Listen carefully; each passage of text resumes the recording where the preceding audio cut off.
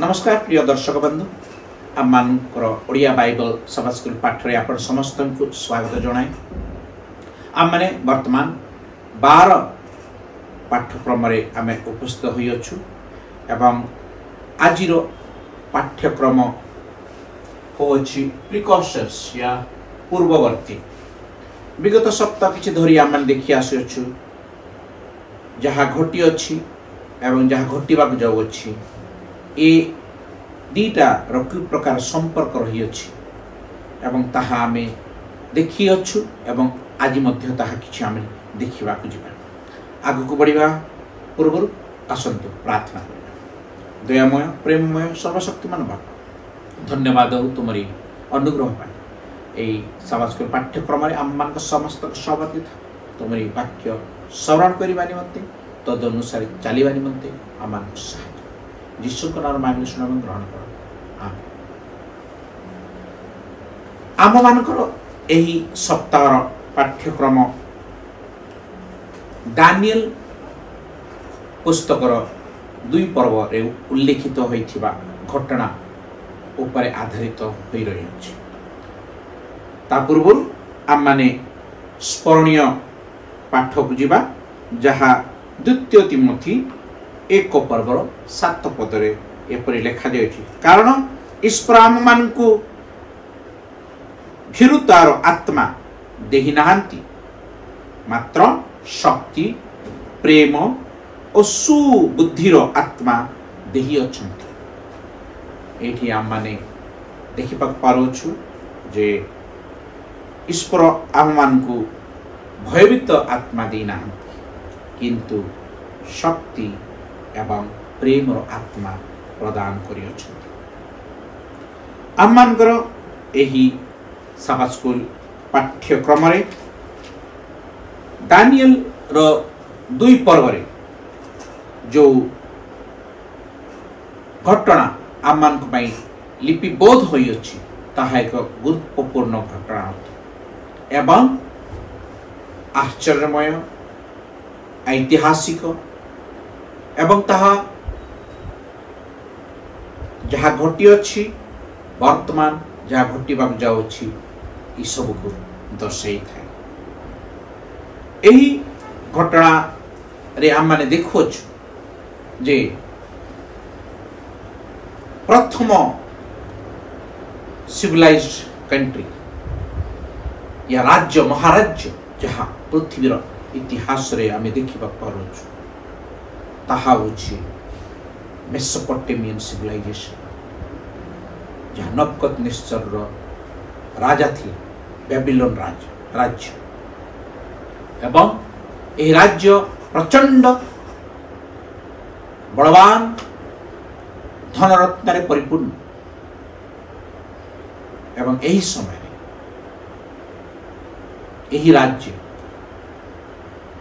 इस्राएल यहूदा राज्य मान को परास्त कर सेमान को बाबेलगढ़ को अणा जाइथिला एवं एमान मध्यरु दानिएल एवं तांकर 3 जन मित्र रही। इस 3 जन मित्र एवं दानिएल परमेश्वर वाक्य अनुसार गमनागमन करि थांती एवं जहा वाक्य रे लेखा जाय अछि तद अनुसार से माने चली थांती। यद्यपि राजा तांकु आदेश देथिले विभिन्न पदार्थ खाद्य पान्य इत्यादि से माने निजको असुचि करना एवं सेमान को जतबेले देखा गला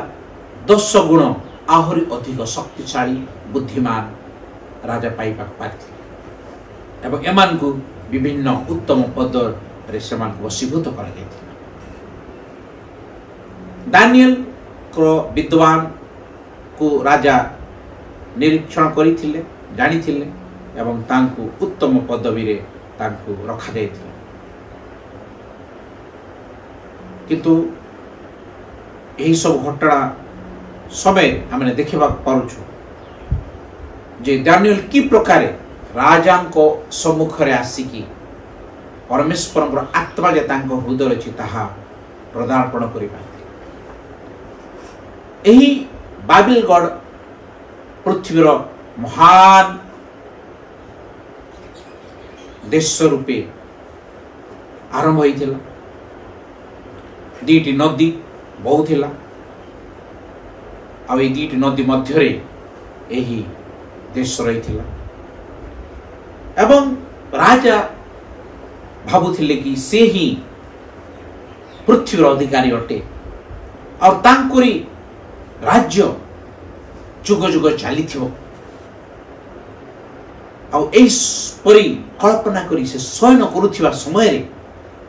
ସେ ଅନେକ କିଛି ଜିନିଷ କଳ୍ପନା କରୁଥିଲେ କି ମୋ ପରେ କିଏ ରାଜା ହେବେ, ତାପରେ ଆଉ କିଏ ହେବେ, କେତେ ସମୟ ମୋର ରାଜ୍ୟ ଚାଲିବ। ଏହିସବୁ କଳ୍ପନା କରୁଥିବା ସମୟରେ ସତ୍ୟମୟ ପରମେଶ୍ୱର ତାଙ୍କୁ ଏକ ଦର୍ଶନ ଆକାରରେ, ସ୍ୱପ୍ନ ଆକାରରେ କଥା କହିଥିଲେ। ଏବଂ ଏହି ସ୍ୱପ୍ନକୁ ଯେତେବେଳେ ସେ ନିଦ୍ରାଭଗ୍ନ ହେଲେ, ଭୁଲି ଯାଇଥିଲେ ଏବଂ ସେ ଜାଣିବାକୁ ଚାହୁଁଥିଲେ, ସେ ଜାଣିଥିଲେ ଯେ ଏହା ଗୋଟେ ସାଧାରଣ ସ୍ୱପ୍ନ ନୁହେଁ, ଏବଂ ବିଚଳିତ ହୋଇକି ସେ ଏହାର ଅର୍ଥ ଖୋଜିବା ପାଇଁ ଜ୍ଞାନୀମାନଙ୍କୁ ଡାକିଥିଲେ। ଏହି ସମୟରେ ଦାନିଏଲ ପ୍ରକଟ ହୁଅନ୍ତି ଏବଂ କୁହନ୍ତି କି ସେ ନୁହେଁ, କିନ୍ତୁ ପରମେଶ୍ୱରଙ୍କର ଆତ୍ମା ଦ୍ୱାରା ସେ ଏହି ସ୍ୱପ୍ନ ତହିଁର ଅର୍ଥ ବୁଝାଇ ପାରିବ। ଏହି ସ୍ୱପ୍ନଟା କ'ଣ, ଯାହା ଆମେ ଦେଖିବାକୁ ପାଉଛୁ, ଦାନିଏଲ ଯେତେବେଳେ ବୁଝାଇବାକୁ ଗଲେ, ରାଜା ନବୁକଦ୍ନେଜର ଘୋର ନିଦ୍ରାରେ ଶୋଇଥିବା ସମୟରେ ସେ ଗୋଟେ ବଡ଼ ପ୍ରତିମା ଗୋଟେ ଦେଖିଲେ, ଯାହାର ମୁଣ୍ଡ ସୁବର୍ଣ୍ଣ ଏବଂ ତାହାର ବକ୍ଷ ରୂପା, ତାପରେ ପେଟ ଆଉ ଜାଙ୍ଘ ପିତ୍ତଳ, ଗୋଡ଼ ଲୁହା ଏବଂ ପାଦ ମାଟି ଏବଂ ଲୁହା ସହିତ ମିଶ୍ରିତ। ଏବଂ ସ୍ୱପ୍ନ ଦେଖୁ ଦେଖୁ ଅକସ୍ମାତ୍ ଗୋଟିଏ ପଥରଟା ପାହାଡ଼ୁ ଖସି ଆସି ସେହି ବଡ଼ ପ୍ରତିମାକୁ ଆଘାତ କରନ୍ତି। ଏ ପ୍ରତିମା ଚୂର୍ଣ୍ଣ ଚୂର୍ଣ୍ଣ ହୋଇକି ପାଉଡର ସଦୃଶ ହୋଇଯାଏ ଏବଂ ପବନ ଆସିକି ତାହା ଉଡ଼ାଇ ନେଇଯାଏ। ଏବଂ এই ଛୋଟ ପଥରଟା ଯାହା ତାକୁ ଆଘାତ କରିଥିଲା, ସେ ବିସ୍ତାର ହୋଇକି ସେ ପଥରର ରାଜ୍ୟ ସ୍ଥାପନ ହୋଇଥାଏ। এই বিষয়টা ଦାନିଏଲ କହି ରାଜାଙ୍କୁ ତହିଁର ଅର୍ଥ ବୁଝାଇ ଦେଇଥିଲେ କି ଏହି ସବୁ ବିଭିନ୍ନ ପ୍ରକାର ପଦାର୍ଥ ମେଟାଲ ଯାହା ଥିଲା ଏକ ଏକ ସାମ୍ରାଜ୍ୟକୁ ଦର୍ଶାଉଛି। ଏବଂ ଏହା ଆରମ୍ଭ ହେଉଛି ସେ ସୁବର୍ଣ୍ଣମୟ ମସ୍ତକ, ଯାହାକି ବାବିଲଗଡ଼ ଅଟେ। ଏବଂ ତାପରେ ଏକ ଅନ୍ୟ ସାମ୍ରାଜ୍ୟ ଆସିବ, ତାପରେ ଅନ୍ୟ ସାମ୍ରାଜ୍ୟ ଆସିବ ଏବଂ ଅବଶେଷରେ ଏହି ସବୁ ସାମ୍ରାଜ୍ୟ ବିନାଶ। ଦାନିଏଲ ରାଜାଙ୍କୁ କହିଥିଲେ ଯେ ସେ ହେଉଛନ୍ତି ସେ ସୁବର୍ଣ୍ଣମୟ ସାମ୍ରାଜ୍ୟ। ଏବଂ ରାଜାଙ୍କୁ ତାଙ୍କେ ପ୍ରେରଣା ଦେଇଥିଲେ କି ଯେଉଁ ପରମେଶ୍ୱର ଏହି ସାମ୍ରାଜ୍ୟ ଦେଇଅଛନ୍ତି ତାହାଙ୍କୁ ତୁମେ ଗୌରବ ଦିଅ, ସମାଦର କର, କାହିଁକି ତାଙ୍କରି ଅନୁଗ୍ରହରେ ତୁମେ ଏହି ବଡ଼ ସାମ୍ରାଜ୍ୟର ଅଧିକାରୀ ହୋଇଛ। ଅଳ୍ପ ସମୟ ପାଇଁ ରାଜା ତ ମାନିଲେ, ପରମେଶ୍ୱରଙ୍କୁ ଗୌରବ ମଧ୍ୟ ଦେଲେ, କିନ୍ତୁ ସମୟ ଅନୁକ୍ରମେ ଗର୍ଭ ଦର୍ପ ତାଙ୍କୁ ଭରିନେଲା ଏବଂ ସିଏ ଯେଉଁ ମୂର୍ତ୍ତିକା ପରମେଶ୍ୱର ତାଙ୍କୁ ଦର୍ଶାଇଥିଲେ ପୃଥିବୀର ଇତିହାସ ଜଣାଇବା ପାଇଁ, ସେ ସୁବର୍ଣ୍ଣମୟ ମସ୍ତକ ଏବଂ ବାକି ବିଭିନ୍ନ ପ୍ରକାର ଅନ୍ୟ ପଦାର୍ଥରେ ଯାହା ଥିଲା, ସେ ପ୍ରଭୁଙ୍କୁ ପ୍ରତାରିତ କରି ସେ ସାରା ପ୍ରତିମାକୁ ସୁବର୍ଣ୍ଣରେ ବଶୀଭୂତ କଲା ଏବଂ ବିରାଟ 90 फुट्र प्रतिमा निर्माण कले एक डूरा मैदान एवं समस्त जाति को डकागला एवं सेथिरे घोषणा करागला जे समस्ते एही सुवर्ण प्रतिमा को दंडवत करिवे। झंकार पिटा जीव तुरीवाद्य हब एवं जेतेबेले यह श्रवण करिवे समुदाय जाति भूमिष्ठ प्रणाम करिवे, जहा द्वारा कि एही नगस राजांकर राज्य जे चिरकाल चलिबो यहा से प्रमाण करने चाहते। किंतु एही झुंड मध्य परमेश्वर दास लोक माने जो दानिएल मित्र सद्रक मेशक एवं अबेदनेगो रही से माने निर्णय कले कि से माने एही प्रतिभा को पूजिबे नहीं कि दंडवत करिबे। एवं जेतेबेले तुरी ध्वनि हला झंकार पिटा गला समस्त दंडवत करते सद्रक मेशक एवं अबेदनेगो छिड़ा ही करे। राजा विरक्त ही से एक अग्नि रे दग्ध होगा निष्पत्ति निया, किंतु राजा एमान को एक द्वितीय थर पाई आउ थरे सुजोग देवाई निष्पत्ति नियंते एवं समान को कहले तबे काहे पूजा करूना, तुमर दंड तुम सम्मुखेर अच्छी पुनर्बार एक सुजोग दे यदि न करिब मरण निश्चित। पुनर्बार तुरी ध्वनि है बाजा बाजिला झंकार पिटागला एवं समुदाय जाति भूमिष्ठ प्रणाम करते सद्रक मेशक अबेदनेगो प्रणाम न करी स्थिर हो रहिले एवं राजांकर क्रोध प्रज्वलित होन से तुरंत चित्कार करे आदेश दिले एमान को बांधिकी निआरे दग्ध होगापी फपाड़ी दिया और से प्रकार करागला। निआर जो तेजटा एते जोर रही जो माने तांको दग्ध करने जाइतिले से मूर्छित हो पड़ते, किंतु ये परमेश्वर हस्त रही तीन जन निआरे चलवा देखागले एवं तो सहित एक चतुर्थ जन मध्य देखागले एवं राजा अवशेष से डाकिले एवं देखागला कि सेमान को ऊपरे अग्निर कौनसी क्षत होइना।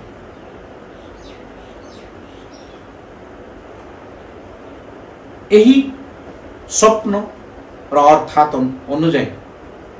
गोटे पर गोटे देश आसी चलला आउ अवशेष सुवर्ण मस्तकर बेबिलोन तापरे पक्ष जाकि मिडो पर्सिया कुआ जाए मिदिकिया पारुसी तापरे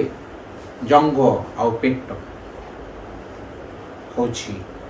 Greece Sikandar Alexander the great एवं तापरे लोहार साम्राज्य जहाँकि रोम साम्राज्य जहाँ अति शक्तिशाली एवं रोम साम्राज्य पर जो पाद एवं उंगलीर साम्राज्य जहाँकि यूरोप देश को दर्शाए। यही समय वर्तमान आम जो रोच यही समय से पादक सम्राट अटे। आज यूरोप गोटे नाम व्याख्यात हो रही किंतु सेमान को मध्य शक्तिशाली देश एवं कमजोर देश सब एक सहित रही अच्छा देखा तो गोटे देश गोटे यूरोप किंतु से भितर विभिन्न राज्य सब रही अछि जते चाहिए सुधा आ कौन सी एक साम्राज्य पृथ्वी को आउ वशीभूत करि पारि नहीं कहीं आम माने से पाद रस जुगरे आज रही अच्छु एवं एई समय से पत्थरटा जहाँ आसिकी ध्वंस करिथिला एवं सही पत्थरर साम्राज्य विस्तारित होइकी व्यापी गला सही समय आसु जहाँ की जुगांतर एई समय जुगर अंत जहाँ से पत्थर होची यीशु ख्रीष्ट द्वितीय आगमन आसीबो एवं सेई द्वितीय आगमन रे एई पृथ्वीर सब साम्राज्य समाप्त होबो शैतान साम्राज्य समाप्त होबो एवं परमेश्वर साम्राज्य चिरकाल पर्यंत राजत्व करे दानिएल रे लिखिथिबा भविष्यवाणी प्रकाशित वाक्यर भविष्यवाणी सहित एक बार एक तालमेल खाप खाऊछ शेष जुगरे जहाँ घटिब ताहा प्रकाशित वाक्य रे आउ पुनर्बार लिपिबद्ध हो रही अछि एवं प्रकाशित वाक्यर 13 पर्व रे लिखा जाय अछि जे पशु एवं तहिर प्रतिमा पशु एवं तहिर प्रतिमा निर्माण हो जेपरी नबुकदनेस्सर शक्तिशाली राजा एक प्रतिमा निर्माण कले एवं समुदाय देश को प्रणाम करबा पई आदेश देले एवं जे माने ताहाकू अन्याय करिवे समान को दंड मृत्यु दंड दिया जीव बोली आदेश देते से सदृश आगामी शेष समय से पशु एवं ताहार प्रतिमा र व्याख्या करा दिया एवं यही पशु एवं ताहार प्रतिमा जहाँकि अनेक भावुंट एपरी हम ना किंतु हेबाकू जाऊँच जहाँकि शैतान प्रभावित करिबा अमेरिका जहाँ शेष जुगरे यही प्रकाशित वाक्य लिपिबद्ध होइछि तार प्रतिमा सृष्टि हो एवं ता द्वारा शैतान निजर कार्य को अग्रसर कराइब विश्वासी मानक पई जहाँ एक ताड़ना सदृश एवं यही प्रतिमाटा आदेश देव कि जो माने परमेश्वर को वाक्य अनुसार चालू अछंती से माने तार प्रतिमा को पूजा करिवे एवं ताहार प्रतिमा एवं जहाँ से गठित करिवो ताहा होथिबो विश्राम दिन एवं अन्य दिन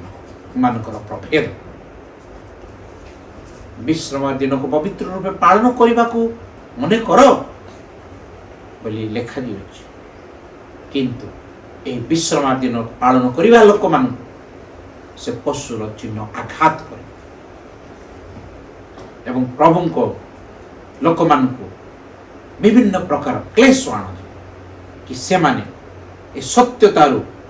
निजको विमुख होई से पशु चिन्ह को दंडवत करिवे एवं सत्य को तिरस्कार करे एवं एही परि हेबा समय अनेक ईश्वर मृत्यु भाव करिवे अनेक को तो अद्भुत भाव परमेश्वर रक्षा करे ख्रीष्ट जीवा पर स्वर्गारोहण हेबा परे विभिन्न शिष्य मान को विभिन्न प्रकार ताड़ना आसिले अनेक ताड़ना मृत्यु भाव कले अनेक आश्चर्य भाव रक्षा मत पाई आमाने देखा पाउछ जाकुब को हत्या कला परे पितरों को आर दिन हत्या करने को निर्णय करा एवं से रात्रि के जाने पितरों पाई बहुत भयंकर रात्रि हो पारि था किंतु आर प्रभात रे तांकर मृत्यु रही किंतु एपरी समय स्वर्गर दूत आसिकी सिंकुड़ीटा फिटा गला कबाटा खोला गला एवं से दूतटी पितर जैलखाना बाहर नहीं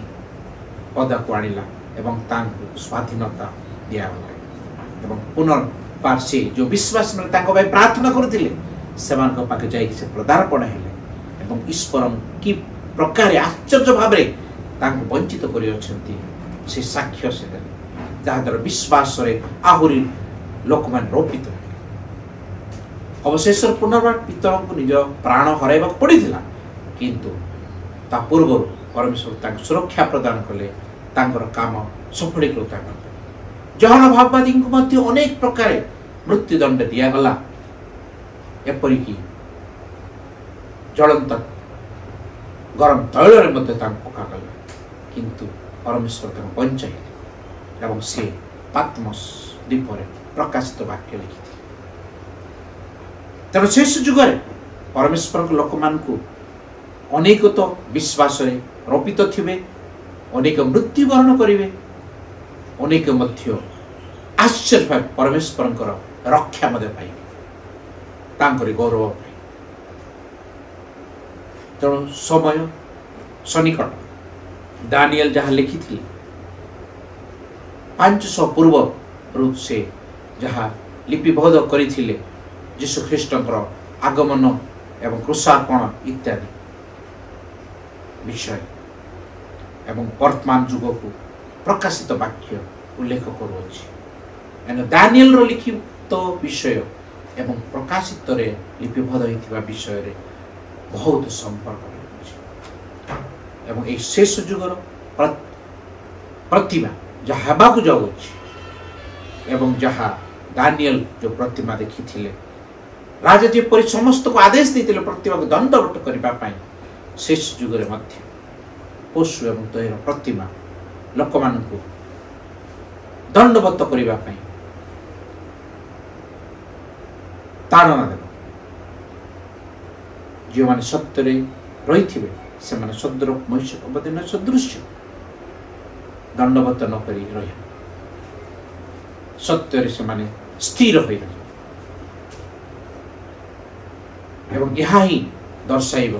परमेश्वर किए रही अच्छी छिड़ा आउ किए ना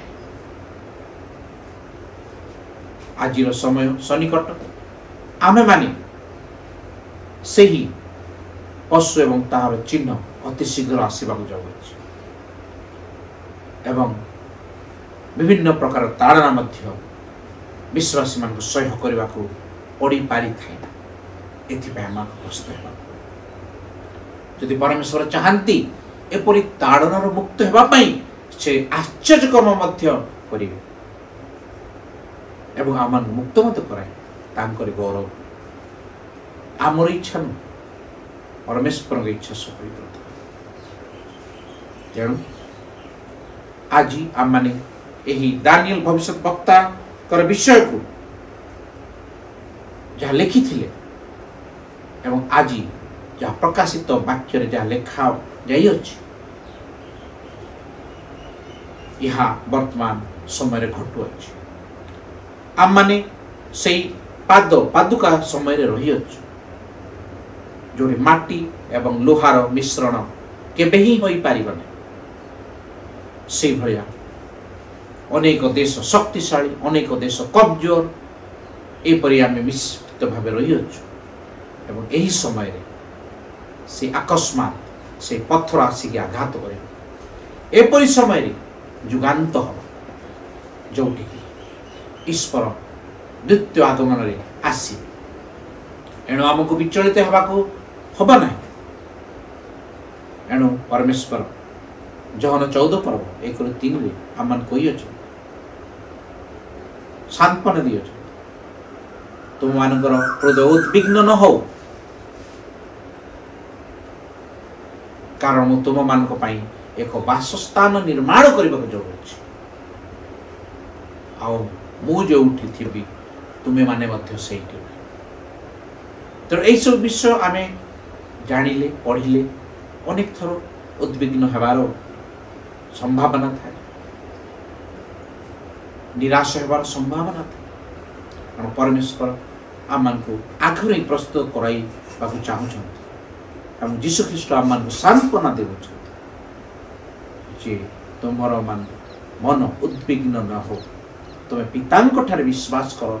ମୋ ଠାରେ ମଧ୍ୟ ବିଶ୍ୱାସ କର। କାରଣ ଏହିସବୁ ଘଟଣା ଯେବେ ହୁଅନ୍ତେ ସେତେ ଶୀଘ୍ର ଯୁଗାନ୍ତ ମଧ୍ୟ ଶୀଘ୍ର ହୁଅନ୍ତେ। ତ ଏସବୁ ଆମମାନଙ୍କୁ ଏକ ଚେତନା ଦିଏ ଯେ ଯୁଗର ଶେଷ ଆସୁଅଛି। ଯେମିତି ଆମମାନେ ଏହିସବୁ ଘଟଣା ଦେଖିବାକୁ ଯିବା, ଆମମାନଙ୍କୁ ଜାଣିବାକୁ ପଡ଼ିବ ଯେ ସମୟ ସନ୍ନିକଟ ଏବଂ ଆମମାନଙ୍କ ହୃଦୟକୁ ଆମମାନେ ପ୍ରସ୍ତୁତ ହେବାକୁ ପଡ଼ିବ। ତେଣୁ ପ୍ରଭୁ ଆମ ସମସ୍ତଙ୍କୁ ଆଶୀର୍ବାଦ କରନ୍ତୁ, ସାହାଯ୍ୟ କରନ୍ତୁ ଯେ ଆମେ ତାଙ୍କରି ବାକ୍ୟରେ ଭିତ୍ତିମୂଳ ହୋଇ ରହିବା, ବିଶ୍ୱାସରେ ଶକ୍ତିଶାଳୀ ହୋଇ ରହିବା ଏବଂ ତାଙ୍କୁ ଆମେ ନିଜର ତ୍ରାଣକର୍ତ୍ତା ମୁକ୍ତିଦାତା ରୂପେ ଗ୍ରହଣ କରି ଆମମାନେ ଛାଡ଼ିବା। ଦୁଃଖ କ୍ଲେଶ ଆସୁ ପଛ ଆମେ ତାଙ୍କୁ ଧରି ରଖିବା। ଯେ ପ୍ରକାର ବିଗତ ପାଠ୍ୟକ୍ରମରେ ରୁତ ଧରି ରଖିଲେ ବିଶ୍ୱାସର ଅଟଳ, ଏଷ୍ଟର ଧରି ରଖିଲେ ବିଶ୍ୱାସର ଅଟଳ, ଦାନିଏଲ ଯଦ୍ୟପି ସିଂହମାନଙ୍କର ମଧ୍ୟରେ ପକାଗଲେ ଅଟଳ ହୋଇ ରହିଲେ ଏବଂ ପରମେଶ୍ୱର ତାଙ୍କୁ ସୁରକ୍ଷା ପ୍ରଦାନ କଲେ ଏବଂ ତାଙ୍କର 3 ବନ୍ଧୁ ସଦରକ ମେଷକ ଅଟଳ ହୋଇ ରହିଲେ। ସାରା ପୃଥିବୀ ମାନବ ଜାତି ଦଣ୍ଡବତ କଲେ ସୁଦ୍ଧା ସେମାନେ ନିଜ